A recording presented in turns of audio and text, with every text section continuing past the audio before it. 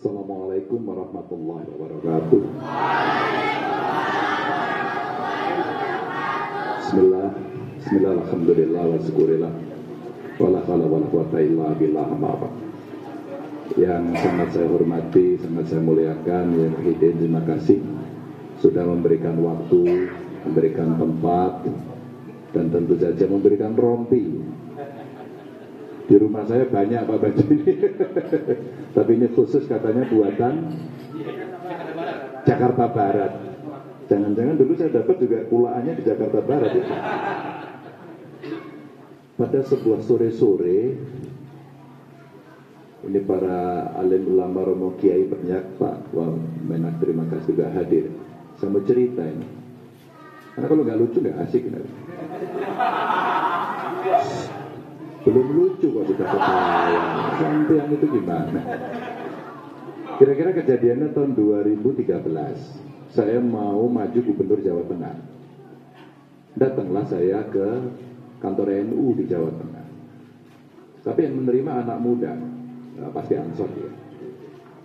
Namanya Hasyim Asyari. KPU. Oh iya, jadi teman saya lama dia. Mas Ganjar kita ngobrol di kantor belakang, kantornya sih jelek, banyak tambahan apa gitu. Kita lihat ya inilah kantornya anak muda katanya. Oke. Tapi karena saya belum sholat asar, saya minta waktu terus saya sholat asar. Sempit gitu tempatnya. Waktu itu calonnya di Jawa Tengah ada 3. Nah kebetulan salah satu inisial itu HP. Ada GP, ada HP. Nah pas saya mau sholat itu, kita beratur ekran gitu, lihat di depan itu ada tulisannya, agak terganggu tadi, HP dimatikan. Itu isaroh sudah itu. Oh ya itu sudah isaroh itu. Loh di sini kok minta di HP-nya dimatikan ini. Ini isaroh apa ini gitu? Jangan-jangan ini pertanda satu lawan sudah lewat gitu. Selesai sholat asar terus kemudian ngobrol sama teman-teman Ansar. Cerita begitu. Aku sholat tadi kok ada isyarat.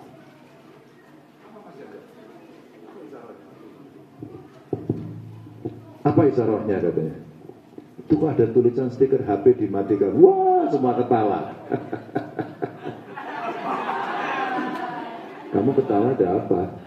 Emang tahu artinya? Emang kalau ketawa rame dapat sepeda gitu? Oh, seneng banget. Nah, akhirnya duduk. Nah pas duduk, karena ada logonya besar sekali, GP Ansor, saya bilang, Mas Yasin, ya ini nih, ini isyarat kedua. Mana mungkin Ansor gak dukung saya? Depan-depannya aja udah ditulis langsung. Bahkan kalau orang Jawa tuh ngerti saat dulunya winara. Tahu artinya nggak? Tahu nggak Pak Yai? Tahu nggak Pak Yai? Apa tuh? Waduh ini jelas. Jadi tahu sebelum dikasih kabar. Iya, jadi ngerti sebelum winara. Jadi sebelum diajarin sudah tahu dia. Jadi sudah sejak lama ternyata Mas Hasim, Ansor ternyata sudah dari dulu dukung saya. Loh, gimana ceritanya? Itu depannya sampai ditulis ada GP. Ini cerita yang itu. Jadi yang gak ketawa berarti bukan Ansor. Ya, diomongin gitu langsung ketawa. Berarti Ansor naturalisasi.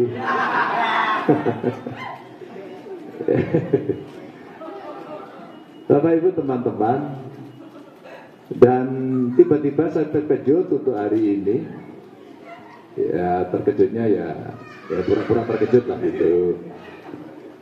Karena tiba-tiba Ganjar berpasangan dengan Pak Mahfud MD. Wah gempar lah. Karena dulu ceritanya macam-macam namanya yang muncul. Kok Pak Mahfud gitu? Ada yang tahu kepanjangan MD apa? Ayo nggak tahu kan? Muhammadiyah. Bukan. Bukan. Bukan. Madura. Dari Madura. Ketawa lagi. Nah, saya ini berteman dengan Pak Mok sudah lama sekali.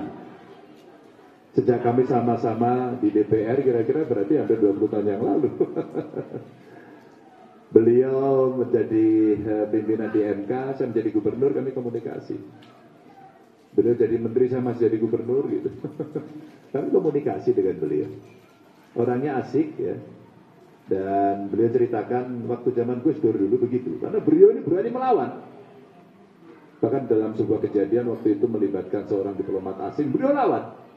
Diperingatkan sama Gus Dur gini katanya, Pak Mahfud, jangan galak-galak gitu.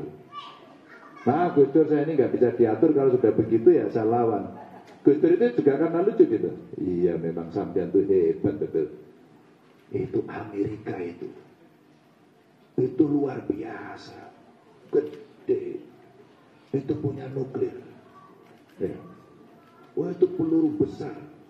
Itulah peluru kendali. Tapi kalah sama Indonesia kan ada sampean. Terus kenapa saya? Sampai itu peluru tak terkendali kan. Peluru tak terkendali. Nembak-nembak aja nggak peduli kan. Tapi karena memegang sebuah prinsip, maka tidak takut. Maka sebagai seorang Menko boleh ceritakan, ini santrinya pada nonton TV nggak? Nggak boleh ya? Ya. Tapi buka YouTube nggak? Waduh, aku mau cerita apa ya? Agak sulit ini. Oh, seminggu sekali boleh. Tapi pernah lihat YouTube ya? Ah, kamu nggak pernah? Temanmu pernah semua kok? Pernah?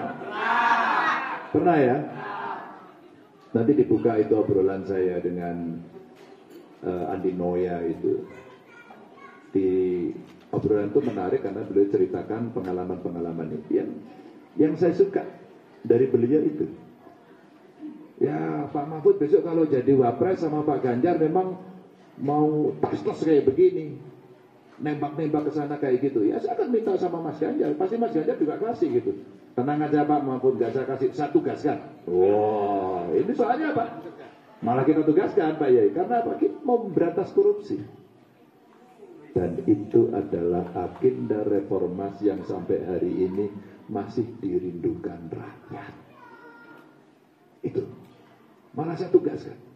Dan dieksekusi pada setelah duduk. Iyalah. Terus ditanyakan gini sama Adi Noya, memang kalau wapres nanti bisa eksekusi. Anda jadi Menko aja nggak bisa. Oh jangan bandingkan saya Menko dengan wapres. Wah ini loh Pak Mahfud itu pinter. Ini pinter. Jangan bandingkan itu.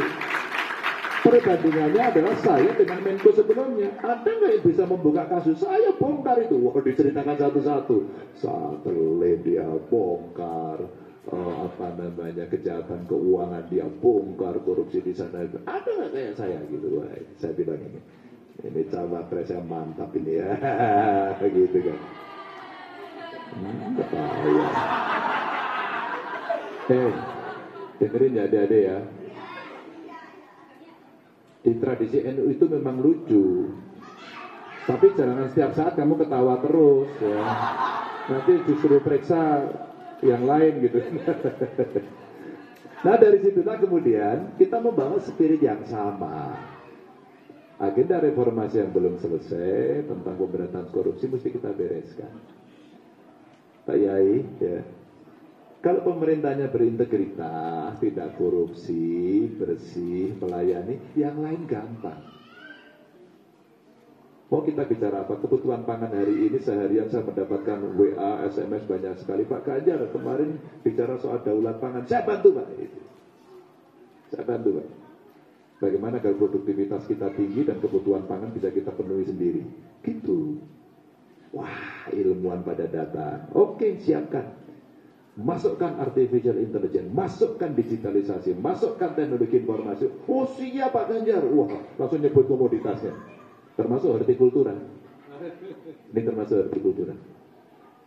Jadi ini adalah produk yang sebenarnya digemari di banyak negara. Ada yang untuk upacara agama. Salah satu contohnya. Ini di Jawa Tengah ada yang mengembangkan. Salak, ini juga pasarnya lokal terus. Kenapa tidak bisa mendunia? Karena kita tidak mengolah dan tidak mengenalkan. Padahal begitu ini diolah, dikenalkan, luar biasa. Kalau jeruk di mana-mana ada. Dan kita bisa mendapatkan itu semua. Maka politik pertanian. Tapi itu juga mesti didukung dengan riset. Anaknya siapa ya? Itu cucunya NU mesti itu. Karena ada cerita lucu ketawa. Dari situ teman-teman, maka butuh riset. Kalau risetnya bisa maju, maka yang begini bisa selesai. Dan riset bro, tidak bisa jalan kalau SDM-nya jelek. SDM-nya tidak unggul. Agar SDM unggul, maka pendidikannya mesti baik. Agar pendidikannya baik, si anak generasi muda yang mau diisi otaknya, hatinya, ya, perilakunya, agamanya, bisa diisi dengan baik. Dia harus sehat. Urut-urutnya begitu. Dia sehat, lahir, itu ada adik-adik kecil, bayi-bayi kecil, bocil-bocil itu di sana. Ya. Kalau dia siap, nanti besar kayak kalian, diisi ilmu pengetahuan yang bagus, sains yang bagus, semuanya bagus, semua masuk, pinter, tidak stunting, tidak kurang gizi. Ya, ini anak-anak cerdas. Maka itu akan bisa diselesaikan. Mari saya diundang para peneliti. Bagaimana Pak Ganjar komitmennya dengan penelitian? Kasih saya hasil penelitianmu sampai di sini agar kita bisa lakukan hilirisasi berbagai produk. Tidak hanya mineral aja, kelautannya, perkebunannya, bahkan dunia digital dan industri kreatif. Coba para santri. Zaman dulu orang belajar kitab, pinjam kitab atau beli kitab. Sekarang tinggal download di handphone. Barangkali sekian banyak kitab kuning di rewrite, ditulis ulang, didigitalisasi, bisa di-download. Dan canggih. Sekarang orang menghitung zakat umpama. Sebenarnya zakat saya berapa? Rumusnya sekarang sudah ada di handphone. Sekarang semuanya bisa. Itulah teknologi. Itu mesti kita kerjakan karena kita hanya punya kesempatan waktu yang sangat pendek, kira-kira 13 tahun. Itu yang disebut sebagai bonus demografi. Apa itu? Anak produktif jumlahnya banyak. Kalau dia tidak bisa kerja, kita akan repot. Bisa juga kriminal. Tapi kalau dia punya ilmu pengetahuan hebat dan bisa bekerja, negara ini lari. Wus, wus, wus. Wus itu apa, kereta cepat itu. Wus. Sudah naik Pak Kiai? Sudah? Memang banter Pak? 355. Wow, luar biasa. Saya baru kali itu naik kendaraan 355. Baru kali itu.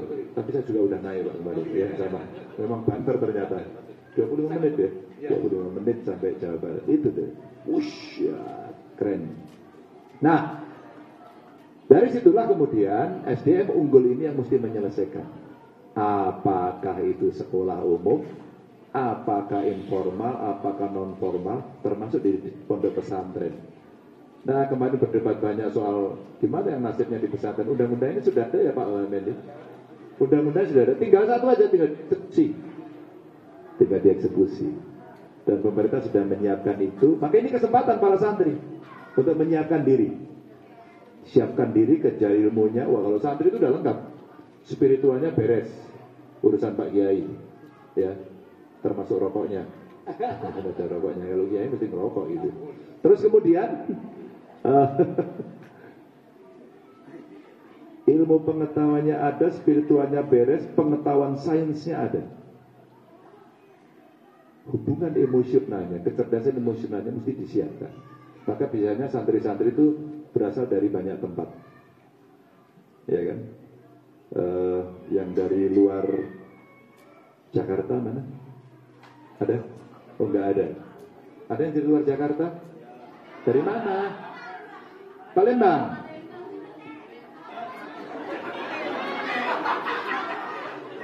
Iya. Kamu benar juga, memang itu luar Jakarta ya, seperti ya. Tangerang ya itu ya. Ya. Oke. Ya, Depok, oke. Jauh banget ya. Berapa jam itu? Ya, ke satu Depok berapa jam? Jauh banget itu. Ya, bocor ya. Mana lagi? Hah? Palembang sama Palembang. Mana lagi? Angkat tangan. Dari mana? Mana, bro? Sulawesi Tenggara mana kampungnya? Muna.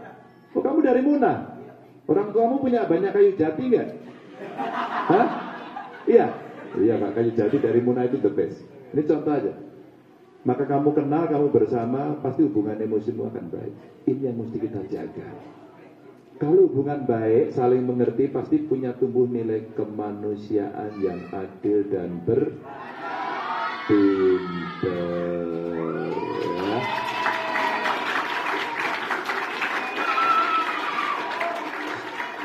Nah, ini belajar relasi emosional. Nah, kalau kecerdasan emosionalnya jalan, terus kemudian saintifiknya jalan, spiritualnya lengkap, sudah Pak Yai, dilepas saja anak ini tahan godaan apapun. Tahan godaan apapun. Narkoba masuk tangkal. Ya. Nilai-nilai yang tidak sesuai dengan nilai Indonesia, ketimuran, agama kita, tidak sesuai dengan Pancasila, pasti ditolak. Pasti ditolak.